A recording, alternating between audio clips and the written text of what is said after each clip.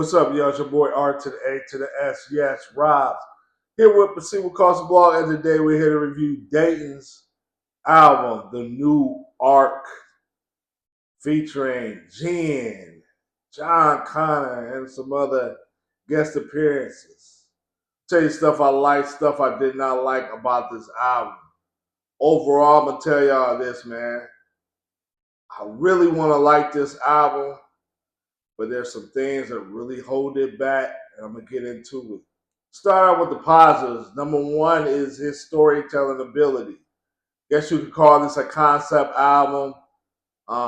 Basically, he is returning home to Newark for his grandmother's wake. All right, we don't say that in the black community; we say funeral. But his grandma wake, and you can just picture everything. Like I said, he's a vivid storyteller.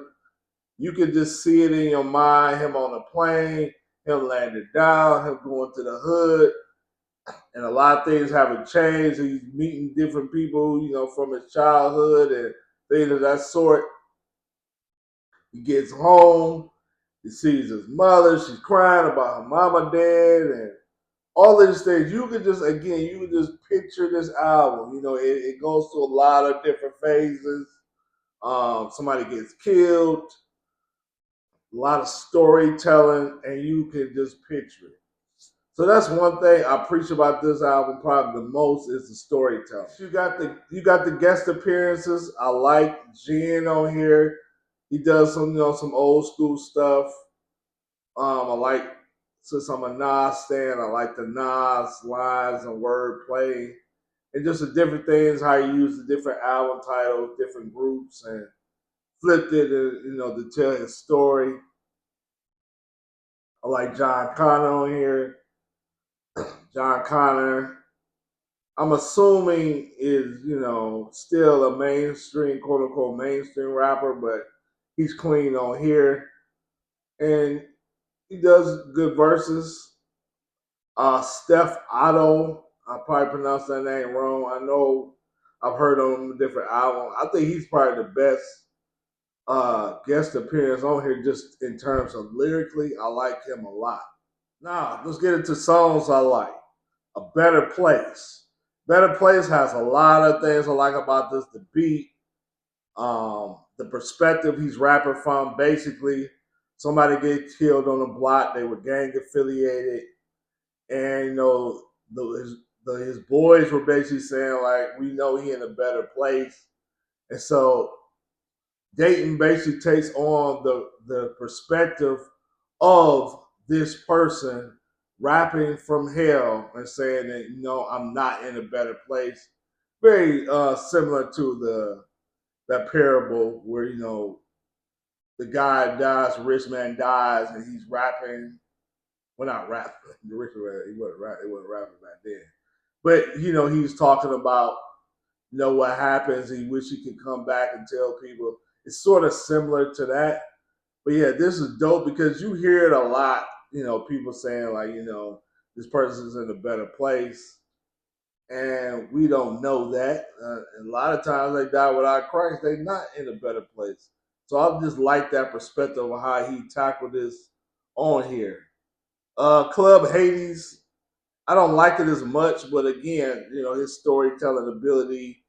He's rapping from the perspective of sounds like Satan and hell and things of that sort.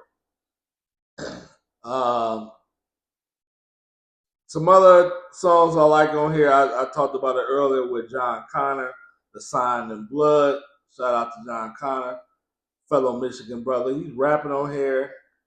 And Dayton is really just telling his testimony from the perspective of, signing record deals and like things will happen.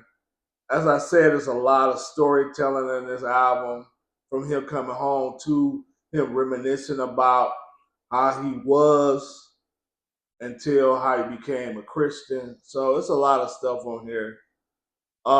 Dead Man Bones is what I talked about earlier as well with Jen. I think it's a dope song. Um, Creation Scenes, he does it like a little intelligent design argument. I think that's cool. Let's see what else. Some other songs I like. I think he's singing on Wayward Children. I think the hook on that has sort of like a prodigal son type of vibe to it. So yeah, there are some things I like. Frame of Grace has a Just Blaze type of beat, and there's some good storytelling. He's looking at this photo book. He's reminiscing about those times. So there are things I like on here. Now let's get into the stuff I don't like. Number one is a lot. Even though it's a concept album, a lot of these skits they go on to way too long. The actors on here, to put it nicely, are not professional actors, if I can put it that way.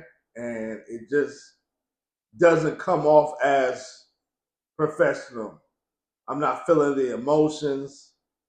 It has that whole Christian movie type vibe. So if you know what I mean by that, I'm trying to be nice. That's really the vibe of a lot of the stuff on this album. And it really drags it down. This ain't like Good Kid, Mad City, where, or even some old school West Coast albums where the acting is more believable, the acting is more good. The voice acting on here, it just, for the most part, is not good. It's not believable. It drags the album down. Another thing I don't like on here is most of the singers are not that good. I like V Rose. I don't listen to her like that, but I'm just talking about back in the day. She got a decent voice. On here, it's not that good. I was surprised. Like, that's V Rose? Just not good. And a lot of the singers on here are very nice sounding, but not, they don't bring it, and it really hurts this album. And it's just the hooks, a lot of the hooks are just not good, they're not catchy. A lot of the vibe on here, if you're doing an album like this, especially like you're talking about Newark, I want some more gritty, grimy type stuff. Is there somewhat, but a lot of these beats just did not fit the vibe of this album. And I was just surprised. It's like, okay, I get the lyricism, I get the great storytelling he does on here. The album flows, but it's so many things that hurt this album. It's like, unless you're a person who just loves lyrics, like if you're like a lyric type person, you probably love this album. Like, forget the beats, man. I just love the lyrics. I love the storytelling. That's you. That's fine. That's not me though. I like beats. I like hooks. I like good singing, and it does not bring it on this album. And I was it's disappointing, man. Very disappointing. But that's my thoughts on this. Maybe y'all disagree, but that's the way I see it. Love to hear your thoughts. This is Perceivable Cost of Blood. Skip Bailey Suts, and I'm out.